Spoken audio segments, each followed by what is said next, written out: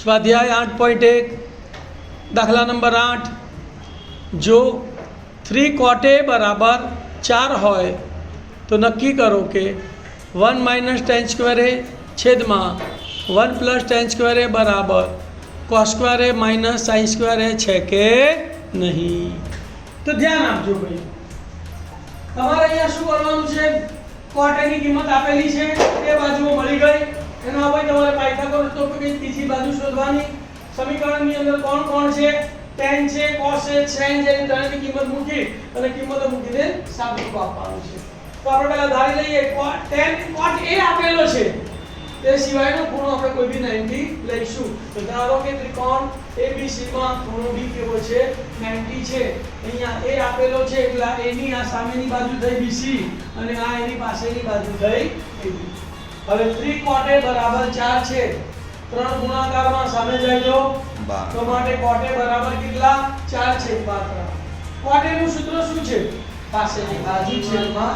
હવે અહીંયા જોવાનું કે a ની પાસેની બાજુ કઈ છે, AB, તો અહીંયા AB લખવાનું અને a ની સામેની બાજુ BC, તો સામેથી BC લખવાનું।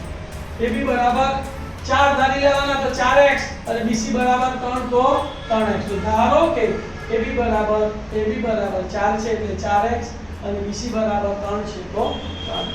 આપણને ખબર છે કે 3/4/5 એટલે 5 જ આવશે।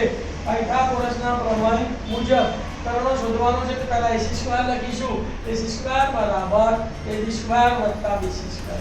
AB ની જગ્યાએ કેટલા છે 4, તો 4x નો વર્ગ વત્તા BC ની જગ્યાએ 3x તો 3x નો વર્ગ, 4x નો વર્ગ 16x² વત્તા 3x નો વર્ગ 9x²। તો માટે AC² બરાબર 16x² વત્તા 9x²। વર્ગ દૂર કરીએ તો સામેનાનું વર્ગમૂળ 16x² વત્તા 9x² એટલે 25x²। તો માટે AC બરાબર વર્ગમૂળમાં 25x² માટે 25 નું વર્ગમૂળ 5 અને x² નું વર્ગમૂળ x, તો AC બરાબર 5x। દાખલાની અંદર આપણે tan જોઈએ છે, cos જોઈએ છે અને sin જોઈએ છે। તો tan, cot અને sin નું મૂલ્ય આપણે પહેલા શોધી કાઢીએ। તો tan a બરાબર સામેની બાજુ, તો a ની સામેની બાજુ BC છેદમાં પાસેની બાજુ તો AB, તો BC/AB, BC બરાબર 3x છે, AB બરાબર 4x છે, x ઉડી ગયા તો tan a બરાબર કેટલા આયા 3/4 કેટલા આયા 8/4। cos a નું સૂત્ર પાસેની બાજુ કા a ની પાસેની બાજુ AB છે, કર્ણ AC છે, તો કર્ણ એટલે AC એટલે AB/AC, AB બરાબર 4x, AC બરાબર 5x, x ઉડી ગયા એટલે કેટલા આયા 4/5। sin a બરાબર સામેની બાજુ, તો સામેની બાજુ BC છે, કર્ણ એટલે AC, તો BC/AC એટલે 3x છેદમાં 5x, x ઉડી ગયા તો sin a બરાબર કેટલા આયા 3/5। હવે આપણને એવું કીધું કે આના બરાબર આ થાય છે કે નહીં, તો અહીંયા આપણે ડાબા અને જબા લેવાનો, બંનેના જવાબ સરખા આવે તો થાય છે, સરખા ના આવે તો થતા નથી। તો ડાબા બરાબર 1 - tan સ્ક્વેર એ છેદમાં 1 + tan સ્ક્વેર એ। તો tan a ની વેલ્યુ કેટલી છે 3/4। તો જ્યાં tan a છે ત્યાં કેટલા લખવાના 3/4 અને એનો વર્ગ છે એટલે 3/4 નો શું કરવાનો વર્ગ કરવાનો। શું કરવાનો તો શું લખવાનું બોલો 1 - 3/4 નો વર્ગ છેદમાં 1 + 3/4 નો વર્ગ। હવે સાદુરૂપ આપીએ તો 3 નો વર્ગ 9 અને 4 નો વર્ગ 16, 1 - 9 16 અને નીચે 1 વત્તા 3 નો વર્ગ 9 અને 4 નો વર્ગ 16, 1 વત્તા 9 16।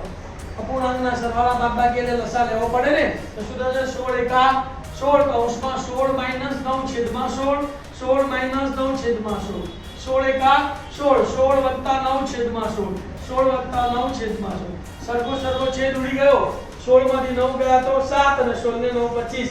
તો ડાબા બરાબર કેટલો જવાબ આવ્યો 7/25। હવે જવાબ લઈએ તો જવાબ બરાબર કયું સૂત્ર આપી છે આપણે cos square a - sin square a। તો cos a ની જગ્યાએ કેટલા મૂકવાના 4/5, એનો વર્ગ છે તો એનો શું કરવાનો વર્ગ। sin a ની જગ્યાએ કેટલા મૂકવાના 3/5, એનો વર્ગ છે તો એનો શું કરવાનો વર્ગ। તો બરાબર શું થશે બોલો cos સ્ક્વેર a ની જગ્યાએ 4/5 નો વર્ગ ઓછા sin સ્ક્વેર a ની જગ્યાએ 3/5 નો વર્ગ। વર્ગ કૌંસ દૂર કરી એટલે બંનેને વર્ગ આપવાનો, 4 નો વર્ગ 16 છેદમાં 5 નો વર્ગ 25, તો 16 છેદમાં 25 ઓછા 3 નો વર્ગ 9, 5 નો વર્ગ 25, 9 છેદમાં 25। બંને અપૂર્ણાંક આયા તો લસા લેવો પડે, તો છેદ કેવો છે સરખો, તો છેદ સરખો હોય તો છેદ એનો n લખવાનો અને અંશની બાદબાકી આપણે તો બાદબાકી, સરવાળો આપ્યો હોય તો સરવાળો, તો 16 - 9 અને છેદમાં 25, 16 માંથી 9 ગયા તો 7 અને છેદમાં 25 બંને જવાબો કેવા આયા સરખા તો માટે ડાબા બરાબર જબા તો માટે 1 - tan સ્ક્વેર છેદમાં 1 + tan સ્ક્વેર બરાબર cos સ્ક્વેર - sin સ્ક્વેર છે. ખ્યાલ આવી ગયો.